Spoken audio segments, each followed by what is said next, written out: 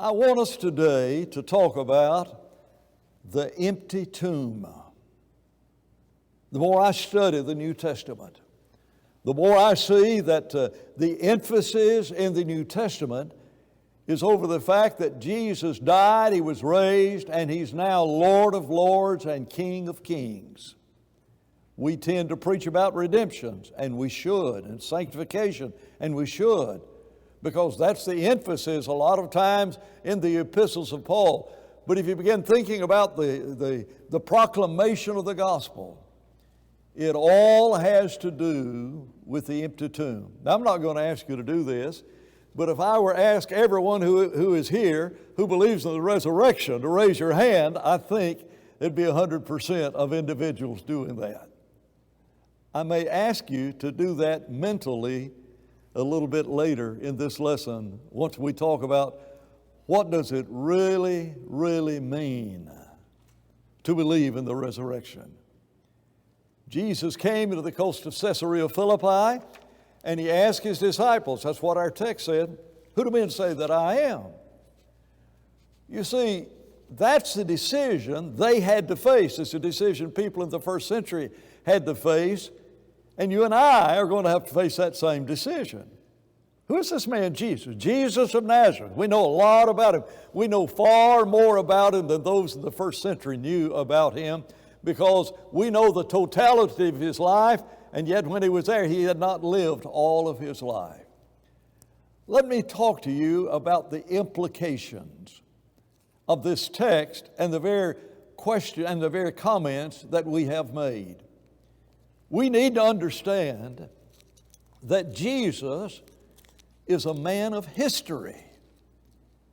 There are fables about the lives of individuals, many of them written hundreds of years after that particular individual lived. Think about the nobility of Hannibal, about Alexander the Great, and all the things that have come about from being men of history. And then there's mythology about the gods. You study the Greek gods, and many of them have individuals who came and fought great battles and did great things. But I want you to understand that Jesus is a man of history. What you know about Jesus was not something that was created in the second or third or fourth century in order that there might be a new religion on this earth based on human wisdom. Jesus lived. Jesus died. Jesus was buried. He was raised, and He ascended into heaven. You and I need to understand that if you did not have a Bible, if all you had was other ancient writings, not by any way as well documented as the writings of the New Testament, but Josephus was a historian who lived in that very first century. And we have the writings of Josephus, and Josephus talks about Jesus and says He was the Christ. And there's a difference in saying He was the Messiah and that impacting your life. But here's a man who never was a Christian. And when he writes about this man of history in the first century, and we have his writings, and in the first century he says, He was the Christ. You look at the writings of Suetonius. He wrote a book called The 12 Caesars that described in the latter part of the first century. He describes those Caesars and talks about each of the 12 Caesars that had ruled in his lifetime, beginning with Julius Caesar. Guess what? He talks about Jesus, and he talks about Him using the word Christos, the word Christ. Not that he was a believer in Christ, but he lived at a time when there were those individuals who looked at that man Jesus, and a common way of referring to Jesus was to call Him the Messiah. Who do men say that I am? Who do you say that I am? Thou art the Christos. And if you did not even have a Bible, you would know that a man named Jesus lived. He was the Christ. In fact, Josephus also talks about Jesus' brother named James. You know that individual, do you not? James, the brother of Jesus. That's not biblical.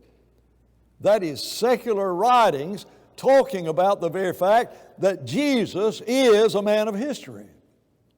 Now you add to this the writers of the New Testament. It's not our purpose in this lesson to describe the authenticity of the Bible, nor to show all the evidence there is that the Bible is an ancient book.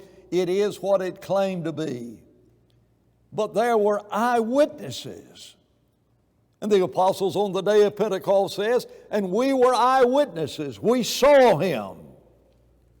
In fact, when Peter gets near the end of his life, he looks back and he says in 2 Peter chapter 1, beginning in verse 16, look, this is not some fable that somebody's thought up. It is not some cunningly devised fable that some individuals interested in starting a new religion that they might be a part of. That's not what it is. It is not something like a televangelist might do in some of the things that they advocate that they have done in their life. It is not a cunningly devised story.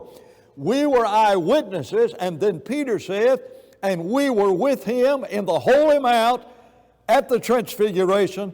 We were not only eyewitnesses, we were ear witnesses, for we heard the voice of God saying, this is my Son.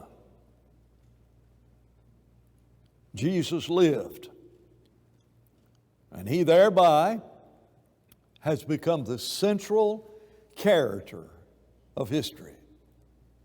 In a recent sermon within the last month, we asked, what year is this? What's happened in 2020? What happened in the year zero? There was a man who lived on this earth whose impact was such that before he lived on this earth, time is marked by the date of his birth. And since that birth, time is marked by us living in the year of our Lord. Jesus is a man of history. Now, the point we're trying to make is those who lived in the first century had to decide who is he? You could not live there in the first century with the impact that he was having. You could not live there in the first century without having to make some decision about him. Think about being in the multitudes and you were following him. Think about hearing what happened at the multitude. Think about hearing of all they had done when everybody that was brought to him was cured and healed of whatever sickness there was, 100% of them. You were forced in the first century. Who is he? He's Beelzebub. And those who were more honest in their appraisal said, he's like Moses. He's like Elijah. He's like one of the prophets. He's like John the Baptist raised from the dead. They had to make it. They were forced to decide on the basis of his life to examine the claims that he made and to decide who he was. And they were forced to deal with the empty tomb. That's what this lesson is all about. This truth that they were forced to face is the truth that you are forced to face this very day. And the very design of this sermon is to call upon you to be honest enough to look at the evidence that is here and then to make a decision. And it is as though Jesus is saying to you, who do men say that I am? Who do you say that I am? Teenagers, you do not need to believe Jesus is the Messiah because your parents believe Jesus is the Messiah.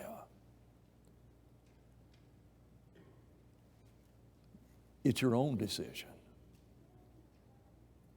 And those who lived in that first century were forced to deal with that. And so today's lesson is to discuss and ask very briefly, what about it, that empty tomb? What happened to the body? It is to look at the claims that he made before he died, and then to look at the response that was made. You see, the question is, as you face the empty tomb, what happened to the body? There are two facts that no one denies: that he died and that there was an empty tomb on that Sunday morning. Those are facts.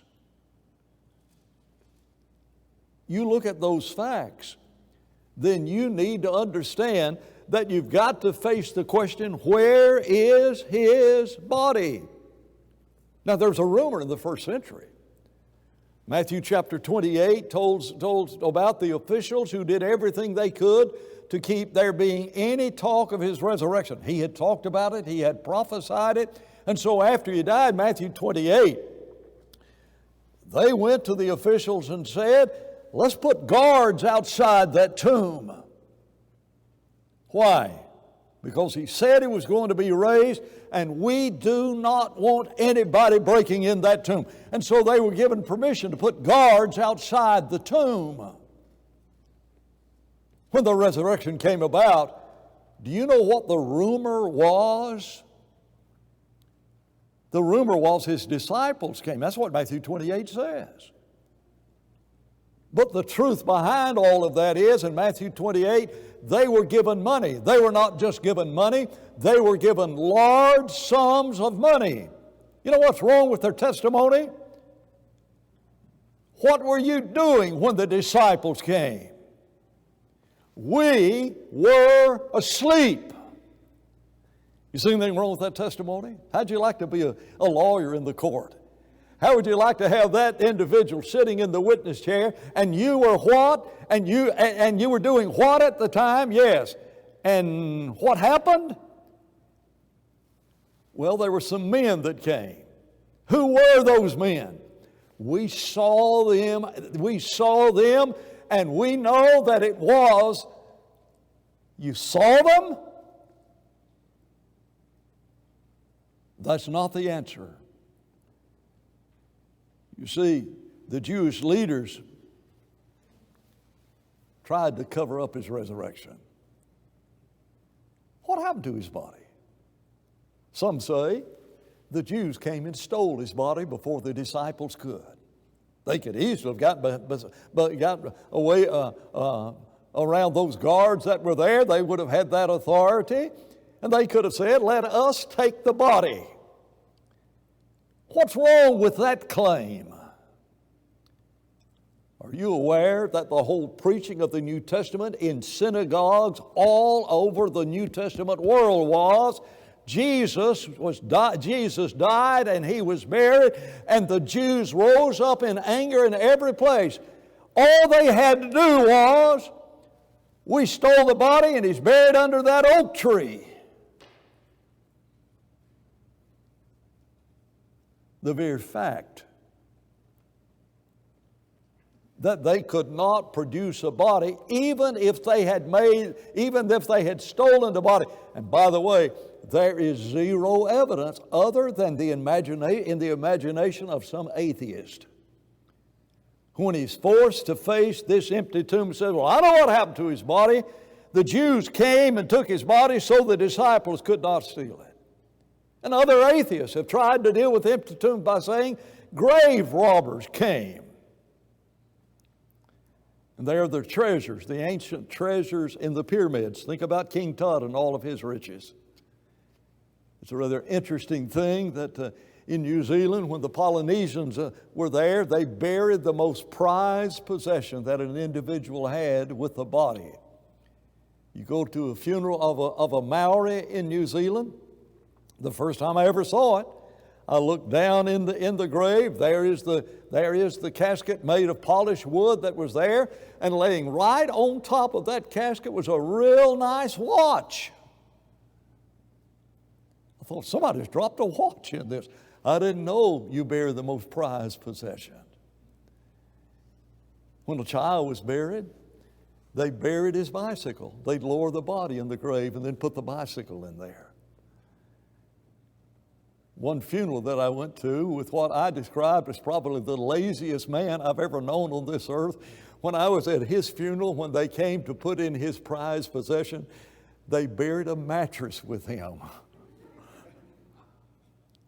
But there's a New Zealand word, tapu, to describe the sacredness of that ground. Tapu is the parallel to the English word taboo. You cannot go to a grave and rob a grave because it is taboo. It's taboo to desecrate that grave. But there are those who do that. Why? Well, there are riches that are there. But isn't it amazing?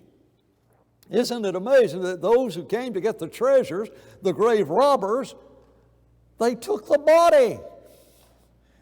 Is that stupid? Can you imagine ready to rob a grave, and what do? You've got to have a really sick mind to take a body out with you, a dead, stinking body. Behold, he stinketh. He's been dead. This is the third day. Behold, he stinketh. That's what they said of Lazarus. Where's that body? That's not what happened in the body. Some say the women on Sunday morning came to the wrong tomb. You know what's wrong with that claim? Not made by people of the first century. Made by atheists who want to destroy the very faith that you have in the very resurrection of Jesus. What is wrong is that when the disciples came to the tomb, remember Peter and John running to the tomb? They came to the wrong tomb. Isn't it amazing that when on the day of Pentecost, just less than 2 months later, Peter says, the tomb of David is outside this city. He wasn't talking about himself when he said, you'll not let my flesh see corruption. He was talking about the flesh of Jesus. And we have seen the resurrected Jesus. His flesh did not see corruption. And all they would have had to have said on that day to forever kill Christianity is, no, his tomb is right there. It belonged first to Joseph of Arimathea, and it's less than 2 miles from where David's tomb is. What happened to the body? Even more remarkable is that Jesus really was not dead. When he got in that cool tomb, he revived, and he was able to do what that large group of women going toward the tomb were concerned about. The fact that we will not be able to roll away the stone. Can you imagine a man who has been beaten, who has been scourged? Can you imagine him with the bloody body that he has getting up inside that situation and being physically strong enough to move that tomb? Was he dead?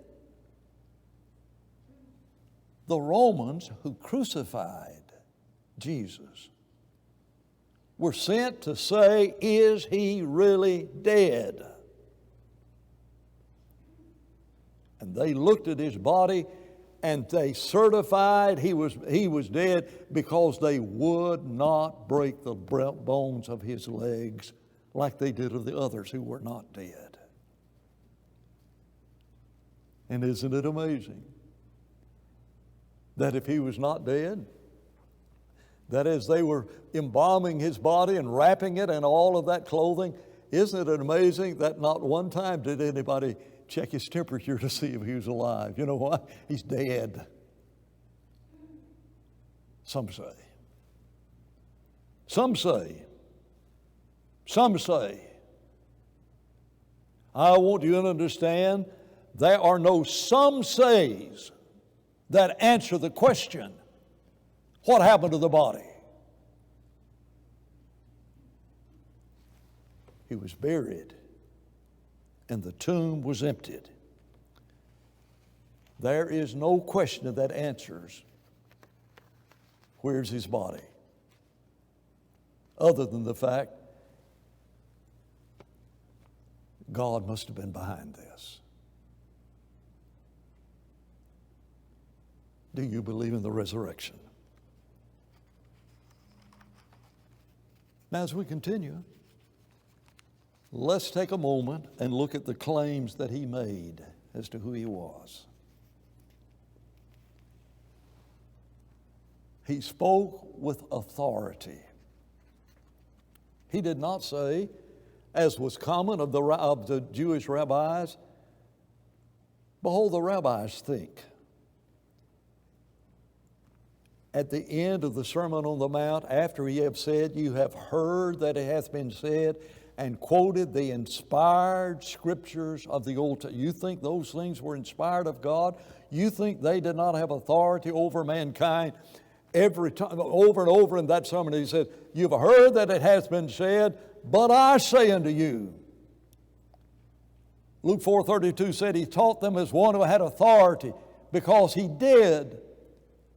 Matthew chapter 7 said he spake not as the scribes and Pharisees, for he taught them as one who had authority. I want you to understand, his teaching was different. It was authoritative. Look at the response to his miracles. Matthew chapter 9 and verse 30, beginning in verse 33, they're talking about the fact he's cast out demons by the power of Satan. And whenever he cured this individuals, they said, Matthew chapter 9, verse 32, we've never seen anything like this. They saw the miracles. You've not seen them, but with the eye of faith, you can stand and see that deaf mute who was cured by Jesus. In Mark chapter 2, they said in verse 12, when the man who had been let down from the open ceiling, Jesus said to him, take up your bed and walk. They said, we never saw anything like this. And in John chapter 4, the woman at the well says, we know that someday the Messiah is coming, and when he comes, he will tell us all things. And when in verse 29, she gets back into the city, she says, is this the Messiah? We'll come back to verse 25 in a moment that has the asterisk about it, but you need to understand how important that verse is. Jesus claimed that he was one with the Father. He and the Father are the same. Well, somebody said, he's the Son of God. Josiah, you are the son of Josh. Can he outrun you? Is he smarter than you? You better be careful, he's looking. Is he more handsome than you? Does his hair grow as well as you do? You see, the fact you're a son has nothing to do. It's a relationship. Are you human? What about your dad? You are no more human or no less human than he is, even though you are his son. When he says, I'm the Son of God, he then says, I am, my Father and I are one. He talked about the glory he had before he emptied himself and he was on this earth when the Father was greater than him. When he ascended, before he ascended back into heaven, he said, restore to me the glory that I had before. You know what we've been singing about this morning? Gary, you had no idea the songs that you selected. That's the whole lesson. It's all about Jesus is the King. He's been raised, and we worship and we come into the present. And when he called himself the Son of God, John chapter 5 and verse 18 says, you have blasphemed. You have made yourself equal with God. There's a man who lived on this earth, a man of history that says, I have all authority. There's a man who lived on this earth who performed every kind of miracles, and when he performed the miracles, they said, we've never seen anything like this. John chapter 9, the blind man says, since the creation of the world, no man has ever opened the eyes of the blind. How is it that you do not know who He is? You've got to understand this. The response when Jesus was on this earth, whenever He says to the woman, after she says in John chapter 4, we know that the Messiah comes, John chapter 4 and verse 25 says, and I am He. The Messiah is coming. It's not who do men say that I am? Jesus, who are you? I am He. Look at in the text. You see the word He in italics? You know what He said? He said the sacred name of God in reference to Himself. What is God's name? At the burning bush, the I am. And when the woman at the well said, the Messiah is coming, Jesus' answer was the very words given at the burning bush, I am. And as you read the book of John, look at how often the word that follows I am and then a pronoun like He, how often those words are in italics. Jesus Himself uttered the sacred name of God into reference to Himself. Jesus says, I have all authority in heaven. I have all authority in heaven. You know the verse. All authority has been given unto me in heaven and on earth. In heaven, I have the authority over the myriads of angels. All authority has been given unto me. Jesus claimed that He would raise the dead. John chapter 6, 3 times in John chapter 6. He claimed He would raise the dead. He claims that He would judge all mankind. The Son of Man will come in His glory, and the sheep and the goats will be there, and there will be that separation. All nations will be there. And this man Jesus, a man of history, said, I am the judge of the world. I am the resurrection. I am the way, the truth, and the life. And this is not on the screen, but get this. He said, no man comes to the Father except through me. John chapter 14, verse 6. A man has lived on this earth that did all of these miracles and did all of these things, and he says, I have authority even in heaven. I will raise the dead, and I will judge you, and there's not any man since He has come who will ever go to heaven except through Him. And what is remarkable is that whenever He said, thou shalt worship the Lord thy God, and Him only shalt thou serve, He let people worship Him. We don't have time to look at that. Just file that away in your head, and as you read the Bible, think of how many people, like Thomas, who saw Him, said, my Lord and my God. That's amazing. What's the response to these claims? I want you to understand, anybody can make these claims. Lunatics or televangelists. And they have. Young people, even your parents probably are not old enough to remember a fellow had a radio program years ago. His name was Father Divine. What happened to him? Oh, he died. Guess what? He's buried. Guess what? He's still in the grave. But you and I need to understand that a man of history made all of these claims. And the omnipotent, all-powerful, the omniscient, the all-knowing, the omnipresent, the ever-present God of heaven heard that man who lived on this earth make every one of these claims.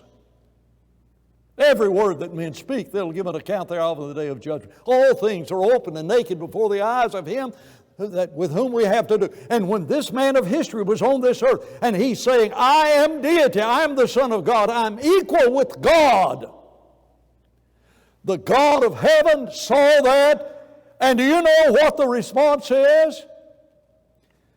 God raised this man from the dead.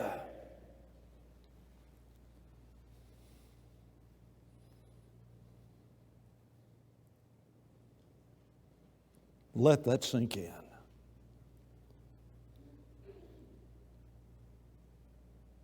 God hears everything. And when you read Matthew, Mark, Luke, and John about the life of Jesus, God heard every word Jesus proclaimed, and God raised Him from the dead.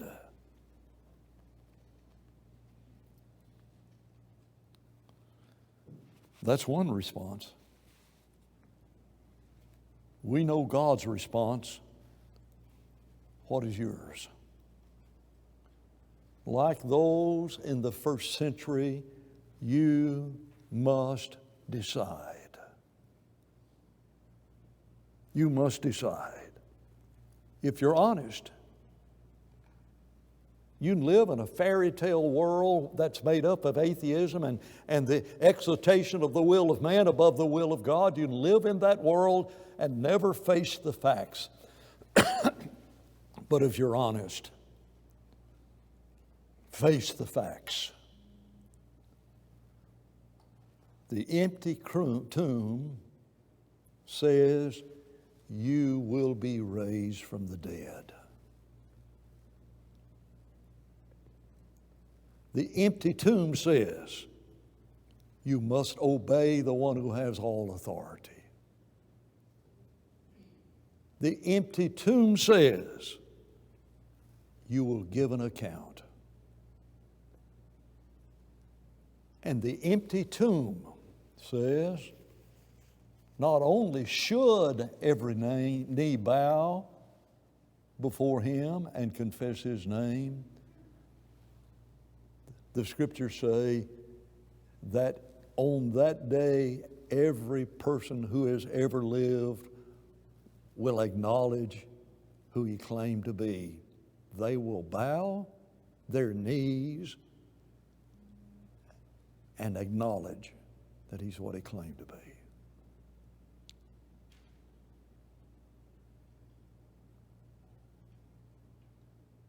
You're not a Christian? You need to become one. The response you need to make is the response they made in that first century world when they believed that He was the Son of God. It changed their lives. That's repentance. The decision to change is called repentance. But you need to make that decision if you're not a Christian. And when they confessed, I believe with all of my heart that Jesus is the Son of God. Based on that confession,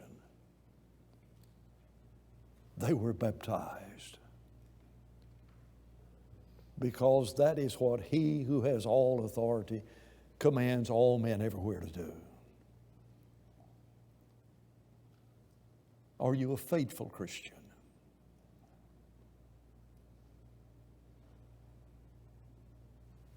If I ask your heart to raise your hand, my life shows that I believe in the empty tomb. Are the changes you need to make? We want to help everyone go to heaven. And if there's any way we can help you go to heaven, won't you let it be known by coming to the front right now as together we stand and sing.